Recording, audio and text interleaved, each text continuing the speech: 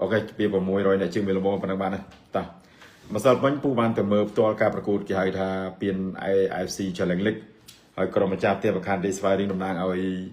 កម្ពុជាយើងប៉ះជាមួយនឹងក្រុមបាល់ទាត់ San United មកពីពូម៉ាយ៉ាមកពីមីយ៉ាន់ម៉ា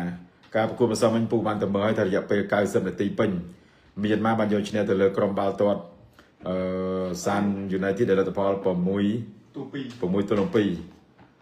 បើនិយាយពីទម្រង់លេងម្សិលមិញបោះប្រខាន Day Firing វាដូចអត់មានកន្លែងណាដែលថាយើងទាស់ចិត្តវាគ្រប់តំបន់រាប់ចាប់តាំងពីdefense តាំងពីបំរើតាំងពី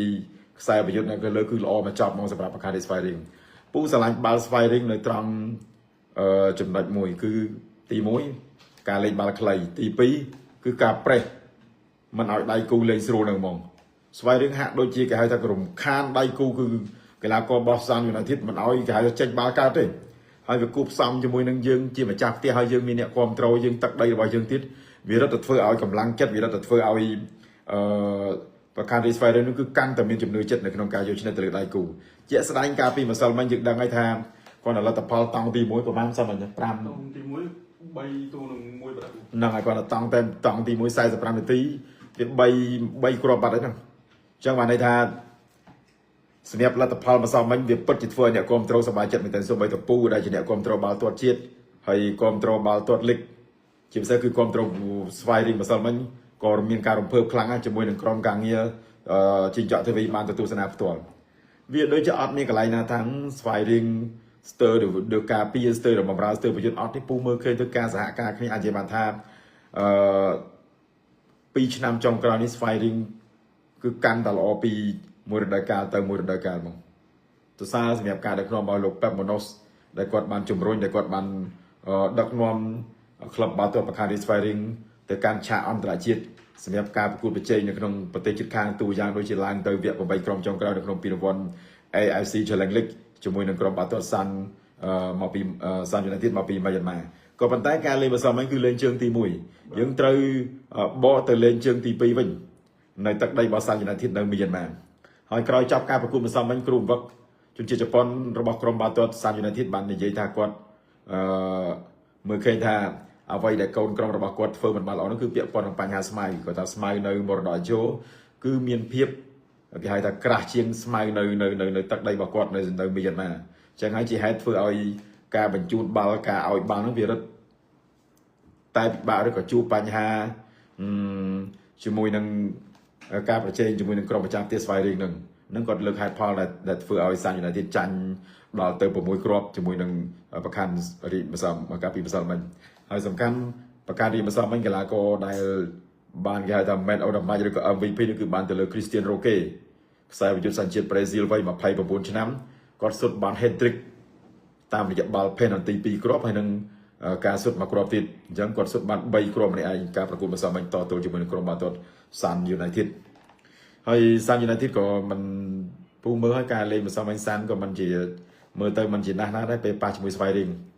ហើយព្រោះអ្វីដែល San ប៉ះមួយ Firing ម្សិលមិញគឺ San អាចនិយាយបានថាបើនិយាយពី ball possession វិញ65-35ការលេងម្សិលមិញតាំងការបង្កើតឱកាសឬក៏ opportunity ម្សិលមិញគឺ Firing ល្អទាំងអស់គ្រប់តំបន់ហ្មង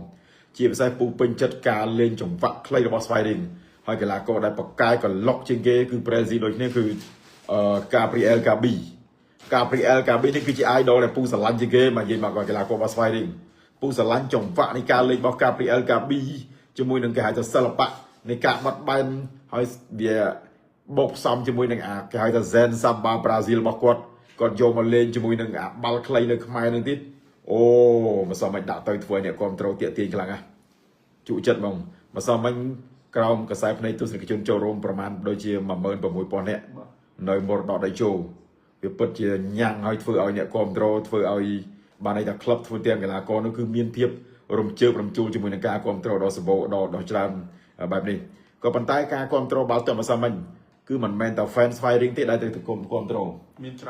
រើនសម្បីតែ fan ភ្នំពេញក្រោន fan វិសាខា fan បឹងកេតលាក់គឺពួកគាត់ទៅលើកទឹកចិត្តដូចគ្នាក៏ប៉ុន្តែរឿងមួយដែលពូចង់និយាយការទស្សនាបាល់ទាត់ម្សិលមិញគឺរឿងលក់សម្បត្តិនឹងផ្ទាល់ហ្មងលក់សម្បត្តិម្សិលមិញ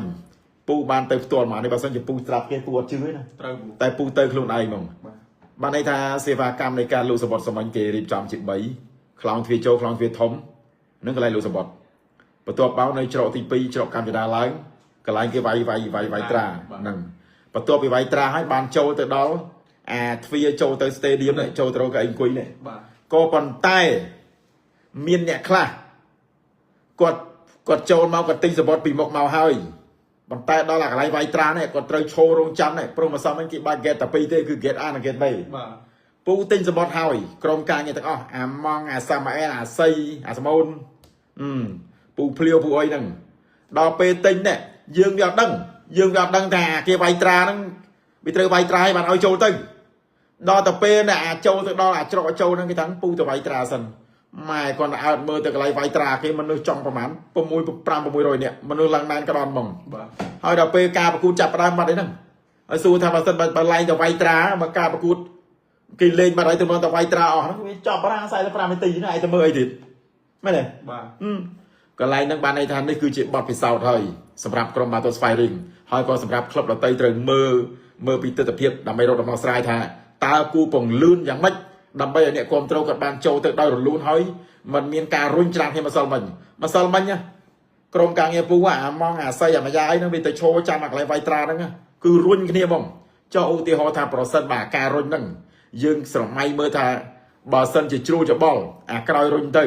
ណាហើយអាមុខវាគៀងត្រឹមអាមុខទៀតដោយសារទ្វារទៀតដូចបើជន់គ្នាងាប់ឬក៏មានបាតុភិបណាមួយកើតឡើងអាហ្នឹងអ្នកទទួលខុសត្រូវរឿងហ្នឹងអត់លេងសើចទេណាបាទអានេះគឺជាបានន័យថាគឺជា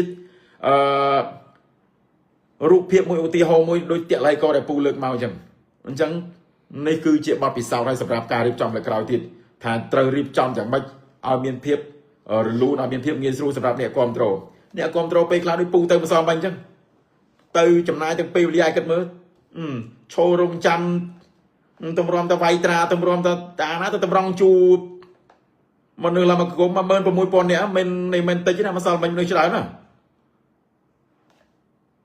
ហើយដល់ពេលអញ្ចឹងឲ្យគិតមើលថាស៊ូទៅទាំងយើងទាំងគេអត់វាធុញហ្មងបាទហើយបើទៅរងចាំអញ្ចឹងឈោលេខបាល់គេលេងចប់ហើយចុះមិនមើលតាមឡាយមកផ្ទះវិញមិនស៊ូទេបាទណែកន្លែងហ្នឹងគឺត្រូវគិតឡើងវិញដើម្បីយើងធ្វើសម្រួលសវិសយ៉ាងម៉េចឲ្យអ្នកគ្រប់គ្រងគាត់សប្បាយចិត្តណាសុខចិត្តថាដូចអាកន្លែងវាយត្រាអញ្ចឹងយើងគិតថាទោះវាយត្រាបានយើងដឹងថាណាចេញចូលវាយក៏វាយទៅដាក់តាច្រកចូលនឹងមាត់ទ្វារហ្នឹងទៅបាទចាំបាច់តែប្រើមនុស្សឲ្យអស់ច្រើនទៅបើប្រើមនុស្សអញ្ចឹងតែយឺតយ៉ាវគេចូលមើលហ្នឹងអាកន្លែងចូលមើលហ្នឹងឯងមិនវាយត្រាពោកហៃសមុទ្រវាយត្រាពោកហៃសមុទ្រចូលទៅលេងធ្វើ2 3តង់អញ្ចឹងងាប់ហើយនេះគឺជាបទពិសោធន៍អូខេឥឡូវពូសួរឯងថាការរៀបចំម្សិលមិញការលក់សបុតហ្នឹងមិនពេលចូលទៅមានភាពខ្វះខាតច្រើនពូព្រោះដោយសារអីខ្ញុំអានេះសម្រាប់បទពិសោធន៍ខ្លួនឯងផ្ទាល់ខ្ញុំយើងក្នុងនាមជា fan យើងត្រូវការចូលទៅដល់ឲ្យមានភាពងាយស្រួលហើយយើងបានទស្សនាការប្រកួតមកអានេះគឺគេនៅមានអា step ច្រើន step ទៅវិញទៅមកដូចពូលើកឡើងមុនហ្នឹងអញ្ចឹងពាក់ព័ន្ធជាមួយនឹងការវាយត្រាវាធ្វើឲ្យវា waste time មែនតើវាឲ្យពេលវេលាហ្នឹងវាកាន់តែយូរហើយមើលការប្រកួតចាប់ផ្ដើមបាត់ហើយហ្នឹងវាពួកខ្ញុំនៅខាងក្រៅកំពុងតែឈរទៅរងជួរដើម្បីវាយត្រាហើយវាយត្រាឲ្យត្រូវដើរមកចង្ងាយទៅទៀត 5-6 នាទីទៀតដើម្បីទៅដល់កន្លែង gate គេហ្នឹងអាចចូលបានអញ្ចឹងបទពិសោធន៍ពីម្សិលបើសម្រាប់ខ្ញុំគឺវាពិបាកខ្ញុំអត់ចង់បានអញ្ចឹងទី1ខាត់ពេលវេលាទី2វាបានតែមនុស្សវាច្រើនកកវាស្អុះស្អាប់តាមហ្នឹងទៀតអញ្ចឹងអ្នកគ្រប់គ្រងអ្នកមើលទាំងពូទាំងគេមិនធុញបាទឥឡូវសួរអាម៉ងរំបាទឥឡូវដល់ពេលដែលឈងរោចូលរងចាំពេលវាយត្រាឥឡូវនិយាយពីអាទិដ្ឋភាពជាក់ស្ដែងឲ្យបងប្អូនលោកតាលោកយាយគាត់បានដឹងខ្លះបានអាចចូលត្រង់ជួវាយត្រាវាអត់ទាន់មនុស្សណែនតាមតាប់ពេកទេបងយើងត្រង់ជួវែងតែគាត់ថាខ្ញុំមើលទៅខ្ញុំថាអស់សង្សារដើរទៅដល់ចិត្តដល់ហើយវាយត្រាយកចូលទៅមកទៅព្រោះមនុស្សច្រើនពេកមិនចូល50000រ៉ូណាបងចូល1000 2000មកទេហើយបលីគាត់មើលអត់ស្អីស្រួលចូលទាំងអស់ហ្មងពេលចូលទៅយើងគិតថាទៅបានណាហើយមនុស្សដល់ក៏គ្មានវាស្រ័យសម្រុកចូលរត់អីចឹងទៅវាប៉ះពីគ្នាដែរកន្លែងហ្នឹងពេលបុកអញ្ចឹងស្រែកអញ្ចឹងគ្រោះថ្នាក់បងគ្រោះថ្នាក់អីមិនលេងសើចទេវាមានអាមួយស្រែកអា2ម៉ូតូ3ម៉ូតូ4ម៉ូតូបាយហ្នឹងក្មេងៗវារៀងស៊ីចូលហ្មងអីហ្មងហើយទៅដល់ចូលកន្លែងខ្លោងវាចូលបែរជា2ម៉ែត្រពីថា2ម៉ែត្រ3ម៉ែត្រ2ម៉ែត្រខ្លះចឹងហើយមនុស្សឡើងខ្មៅអាងឹតហ្មង ហើយគ្នាក្មេងៗស្រីគឺទូញៀបមិនបើសិនជាសកត់ងាប់ហ្មងហើយមានអ្នកស្រែកបុកចូលទៅអូពិបាកសម្រាប់ពិបាកសើមិនឲ្យស្លាប់មកនេះឲ្យសព ខ្ញុំស្រែកអត់ទេខ្ញុំស្រែកអានេះដែលវាស្រែកឲ្យបុកចូលគេរៀបនឹងឲ្យចូលសំខាន់វាស្រែកបុកចូលទៅវាចង់វាដូចអាបបធរហ្នឹងដូចពុករំធំប៉ះវាយគ្នា អញ្ចឹងមិនថា អីក៏មើលបាល់សងធ្វើ នេះមិនមែនជាការរិះគន់ទេនេះគ្រាន់តែជាការលើកឡើងដើម្បីឲ្យសម្រួលធ្វើម៉េចលើក្រោយទៀតបង្កើនភាពងាយស្រួលដល់អ្នកគ្រប់គ្រងអញ្ចឹងប្រសិនបើលើកក្រោយទៀតយើងដឹងថាអូយើងសិក្សាមើលណាលើកហ្នឹងមានបញ្ហាដោយសារអ្នកគ្រប់គ្រងច្រើនអញ្ចឹងត្រូវដោះស្រាយយ៉ាងម៉េចដើម្បីពន្លឿនការចូលឲ្យកាន់តែលឿនព្រោះនៅពេលដែល fan បកមកច្រើនអញ្ចឹងដូចស្ទះរៀងម្សិលមិញគេដូចស្ទះចរាចរណ៍ហ្មង